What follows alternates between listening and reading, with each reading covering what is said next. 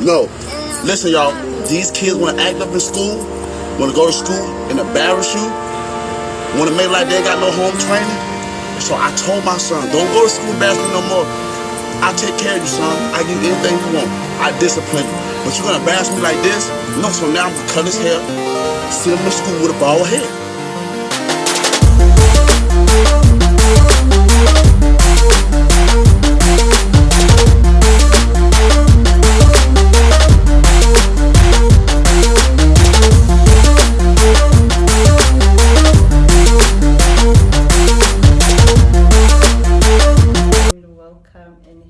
Tuesday, back again on our Tuesday Thinking Thanks Tuesdays. So as we have started last week, we've done the Zulu Kingdom, the passing on of the king. We've done the protest, the student protest, and also we've done the CAF, the new CAF president. So this week we are continuing. As you can see, we are trying to be professional reading the news at XhosaChick channel. So please do subscribe, comment, share, like this video if you happen to watch it. And for today's news, we still continue with the Zulu successor. And on the side of the Zulu successor, for now, Mantfombi Dlamini is still holding down the house, and then after 3 months, they will be electing the rightful king or successor. So let us just see what we can find about the Zulu successor on the news. I'm just going to try to Google, not actually using Google, anything which we can find the news on. And let's see what we find. It says here, okay, let's see what we can find. On the side of the Zulu successor on our current affairs, it says that we are reading from the South African, which is it was written by Nokwanda Nwanda. It's on the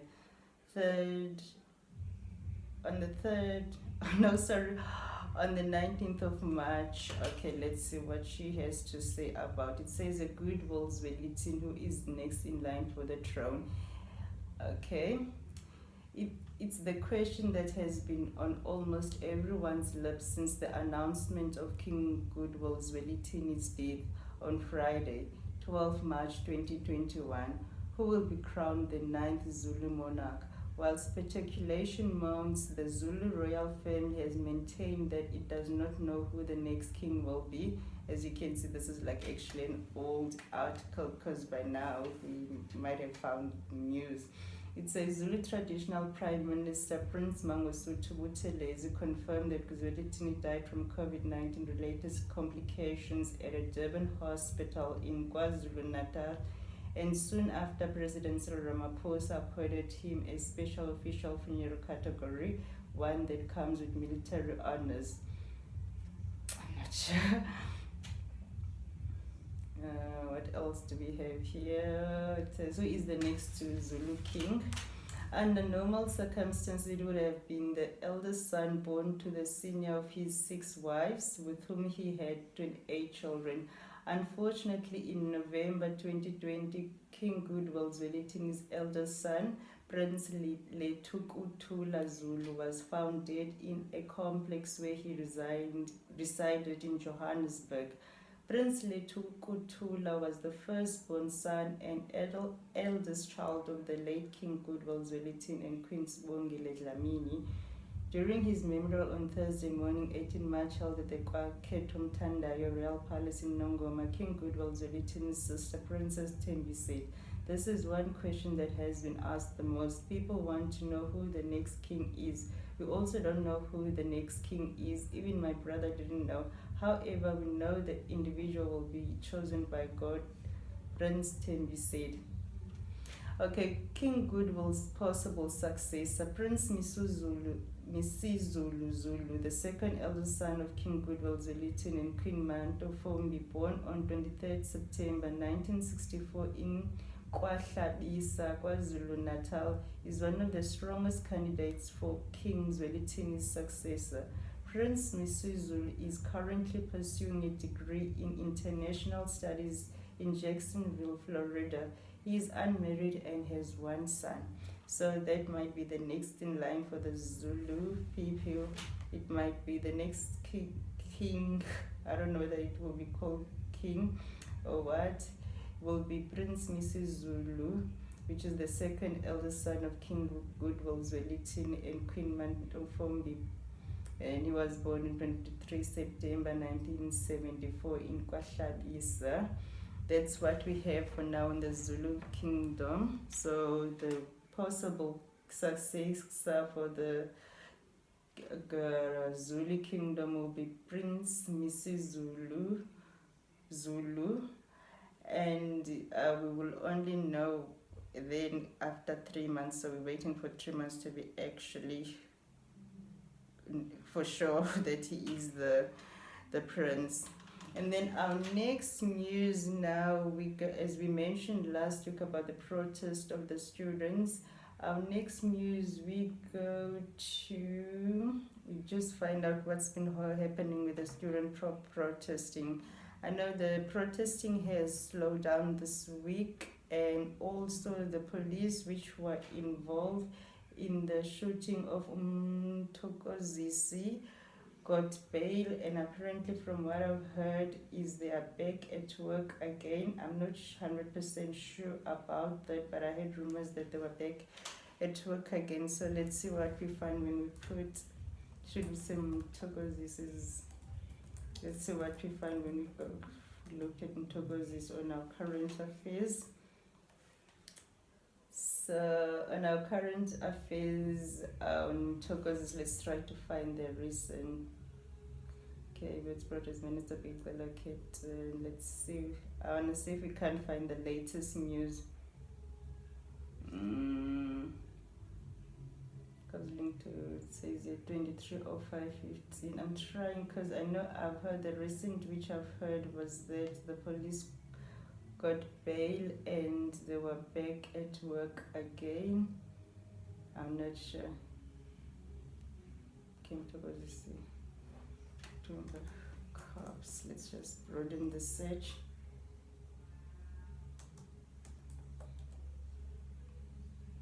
Bail. Oh, news about those in Tomba cops bail. Okay, here we go. Might find out. Okay, yeah, news. Okay, here we go. But let's see. So on the side of the protest, and the person which was shot down by the police and the police which were involved, it says here. Let's see.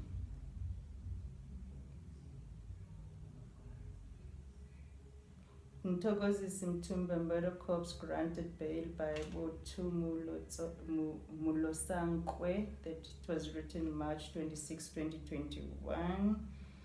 It says, let's say Piso Kekaniton 83 Sidras Mutsetata 43 Madimeja Lukodi for 37 and Victor Muhammad 51 were given the bail at the Johannesburg Magistrates Court on Friday. The 4 officers face charges of murder, 3 counts for attempted murder and defeating the ends of justice. They were arrested a few days after Ntumba was shot and killed in Braamfontein during the vet students' protest. At the time, the students were calling for historic dates to be scrapped and free registration for all students in 2021. Amongst other demands during the protest, police were called to the scene, and Ntumba, who had just walked out of the My Clinic Medical Center in Braamfontein, was shot. He died at the scene. The Independent Police Investigative Director had indicated that it would oppose bail. It will oppose bail during the bail application. Khan told the court that he was a single Sophia Town resident with 2 children. He had added that he worked for SADC for 2 years prior to Ntombi's death. Kafus resident from Utsat. Okay, this is just the 4 police trying to argue their case why they should get bail and so on. So apparently the cops which were arrested for shooting the person which was an innocent victim in this whole student protest, they got bail. And then also last week we look at CAF, who was our new CAF president for the 4 years, which was Patrice Mutsipe, is from South Africa. And what's next? Oh, AFCON. So the new development when it comes to CAF now is AFCON. As soccer lovers would have known or would known by now that South Africa didn't qualify as usual for CAF. So let's see what's the latest on CAF now. See, is it AFCON? Sorry, let's just put AFCON because South Africa didn't qualify for AFCON, which is being played in, I think it's played in Cameroon this year. Bafana Bafana AFCON failed a setback for Vision 2022. Okay, there's something. The CAF African Cup of Nations officially can also refer to as AFCON or Total Africa Cup of Nations after its headline sponsor is the main international men's association football competition in Africa. It is sanctioned by the Confederation of African Football Association. We talked about that last week. Let's hear now this week. It says here. Bafana Bafana's AFCON failure, a setback for Vision 2022. Peterson, Michael Maitra. I'm so bad with names, people, excuse me. Madiara, 22 minutes ago, and I'm not sure which newspaper is this one. So this is so recent, like 22 minutes ago.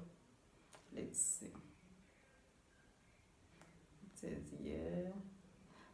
Former SAFA CEO Robin Peterson has described Bafana Bafana's failure to qualify for the 2022 Africa Cup of Nations as a huge disappointment and a development that frustrates some ambitious goals set out by the Federation.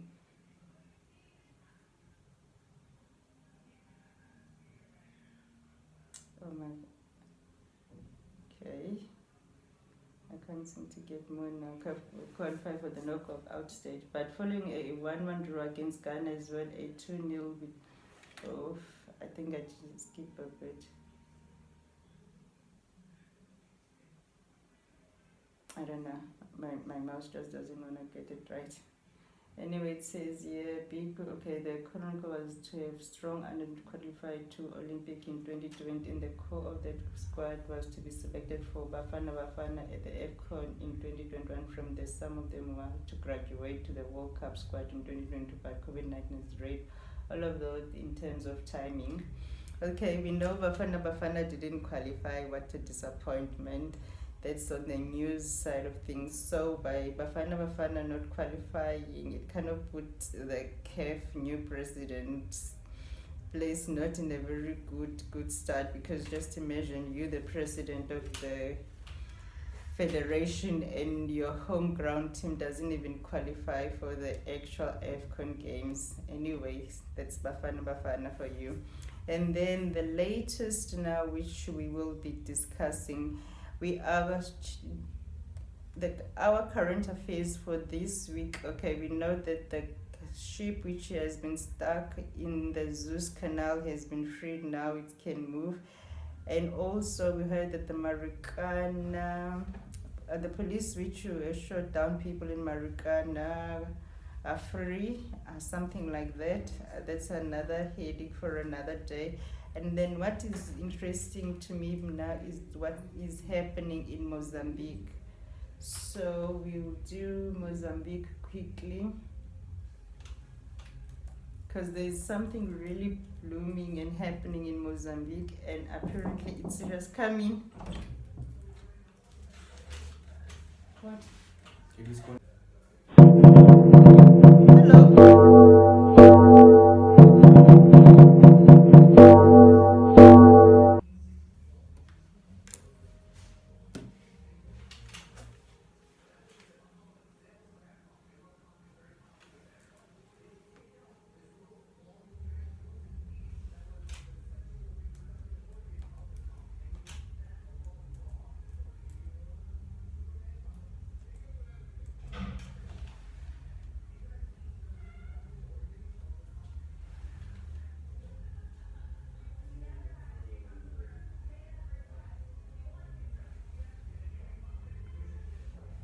Okay, the latest of what's happening in Mozambique now, it says the headlines which are online, it says that terror in Mozambique, between 10 and 15 South Africans still missing in Palma insurgent attacks.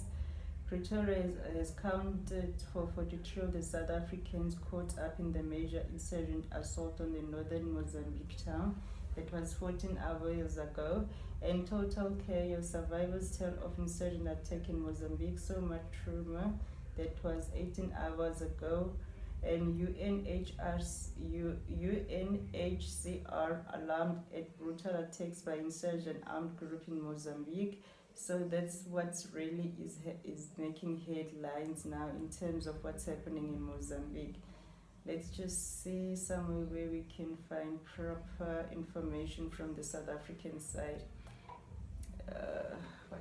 Which news? Let's say News 24. Let's see if we ever do have News 24.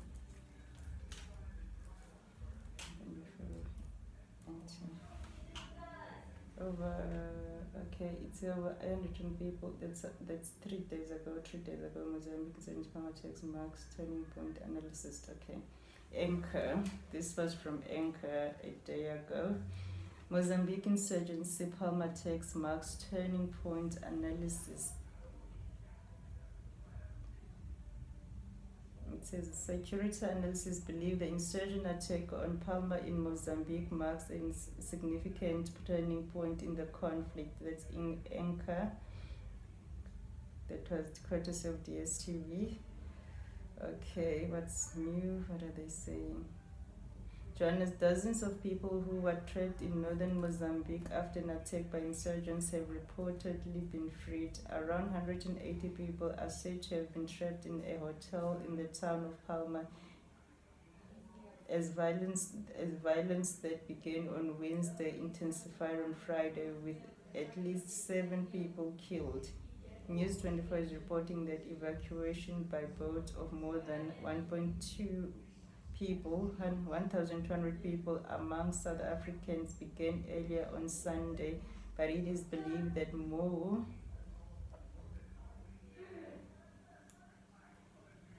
than 120 people, among them South Africans, began earlier on Sunday, but it's believed that more than 100 people are still missing. Security analysts believe the insurgent attack on Palma in Mozambique marks a significant turning point in the conflict.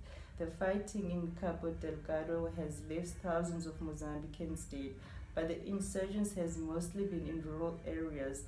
Now, the country's financial interests and those of multinationals are under severe threat. The significance is that it has targeted the town, which is essentially the central hub, the mainstay of Mozambique's liquefied natural gas project, which is assessed to bring in the country's billions of revenue, says Signal Risk Director Ryan Cummings. And we also know that it is the hub where foreign multinationals, oil companies, and those that have been contracted to those groups have centered all the employees and infrastructure, he adds. Cummings believes this latest escalation marks a turning point. So that's what is happening in Mozambique. Willem Els from the Institute for Security Studies agrees it will be a turning point because I believe the international community's eyes will be focused on the area now, says Els. I also believe that there will be a lot of pressure from investors on the government of Maputo to make more decisive actions, to intervene more decisively, he says. El says the regional and international community must cooperate to help Mozambique bring an end to the fighting. But he says the solution is not at the end of a barrel of a gun. Pretoria has so far adopted quiet diplomacy on fears that helping our neighbors could result in Islamist attacks on home soil.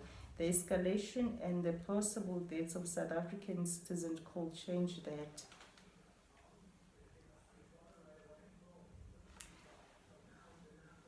Okay, that's all I could find here. So I think that's all we will be doing today. We're still gonna watch on the news evolving. Like for the lighters, let's just check out the ship which has been stuck, how far it is by now. So let's see, anchor Mozambique takes President Ramaphosa to survive by creative provisional capital meetings began attacking the town on Wednesday. It's still the same news, so yeah. I'm prepared to go to jail. Oh, Zuma, the Zondo Commission still continues. Malima was giving a brief today. Learn how investment of 3.8 turned into serious high. And then 26 billion it's trading cryptocurrency seems to still be doing very well. So yeah, Mozambique insurgents authorities are to blame. At the Suez Canal suspends traffic as bird to refloat ground ship hits trouble. This is the 25th of March. That was, so I think this is the old news now.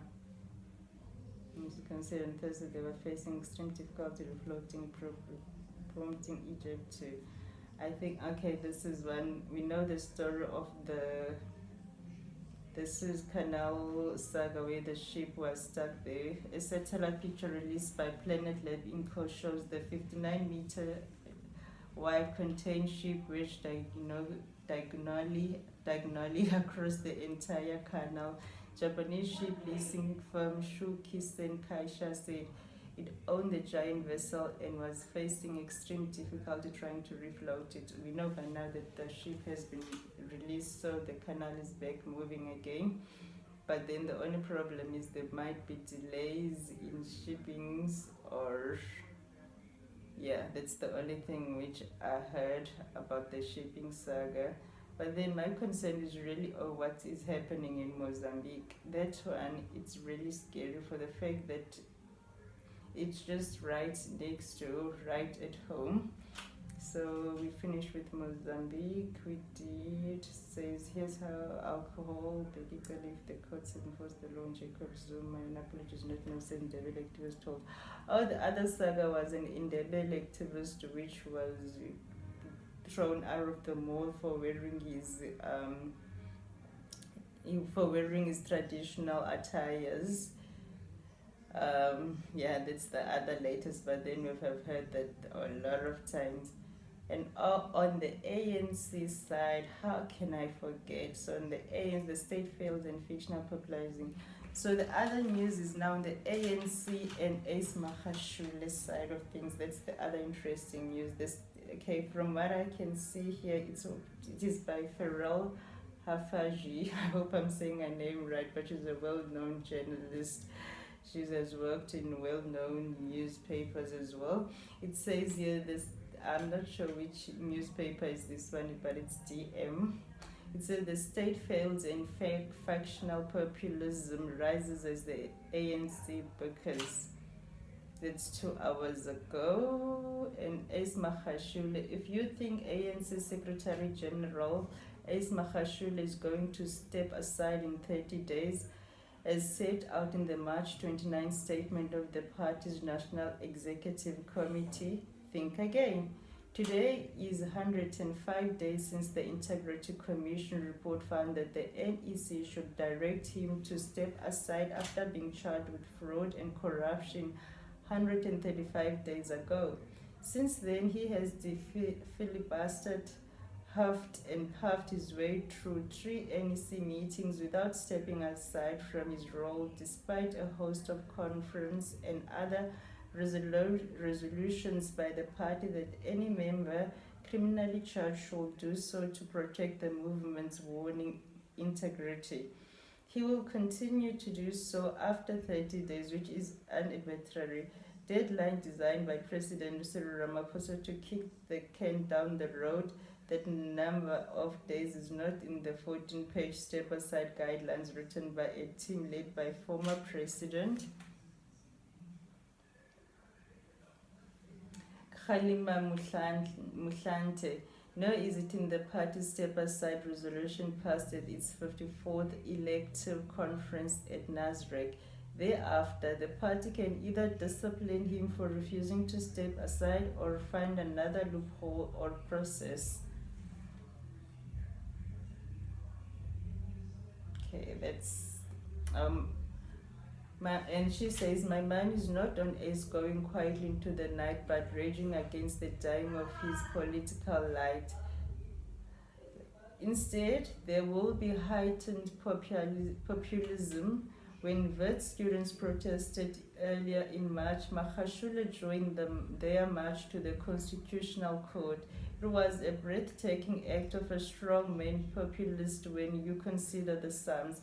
Magashule is facing corruption and fraud charges with his co-accused in the Free State related to the misspending of 233 million on still incomplete project to change dangerous asbestos roofs on township houses. That money could have funded 17,355 students reached aid at the university, where calculated, see graphic.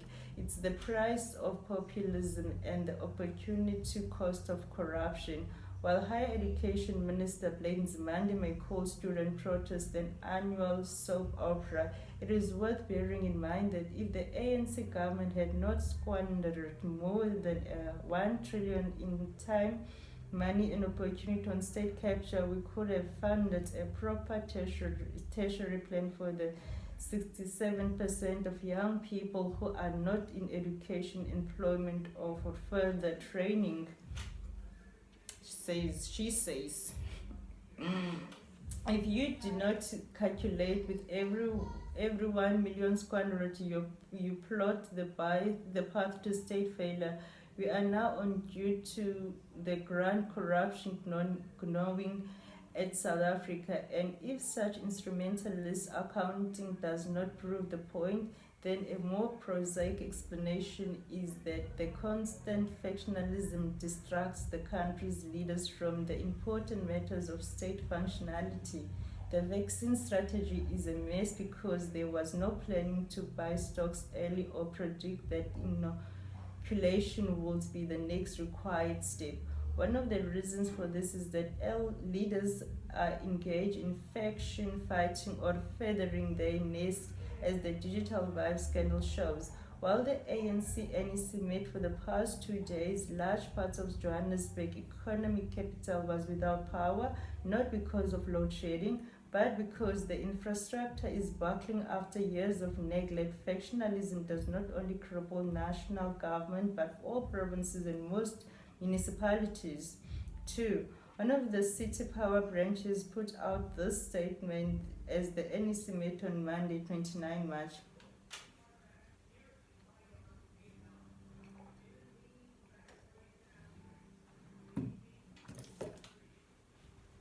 He didn't call back. Okay, sharp, sorry.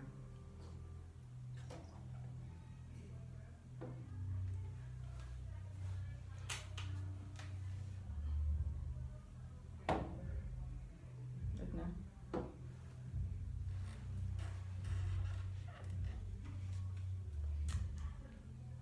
Okay. Earlier in March, 30% of the city's reservoirs ran so low that Johannesburg Water had to plan to get water tanks out of the streets. The biggest city, I don't know what's going on, something jumped up here.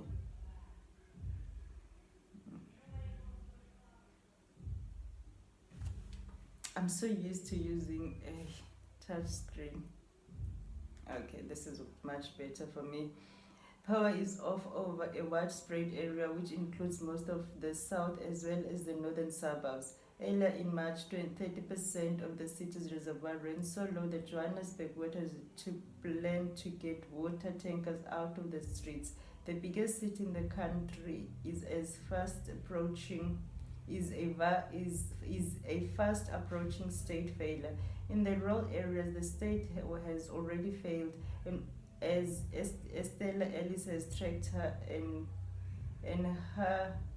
the Eastern Cape is already a province failed state.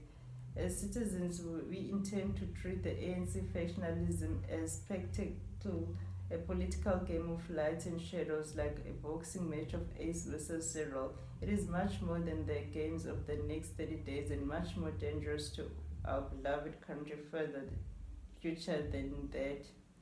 Okay, that's all. But then it's all about the factions which are happening in the ANC. How Ace is saying no to stepping down. He didn't do anything wrong, and how the NEC keep on saying these are the rules, and the one says no, I'm not stepping down because I was elected by the people. Oh, it's a long mess. Anyway, that was our headlines for this week's Thinking Tanks Tuesdays. That was our current affair. I know it's a lot, but hey, do enjoy the video and thank you, and subscribe.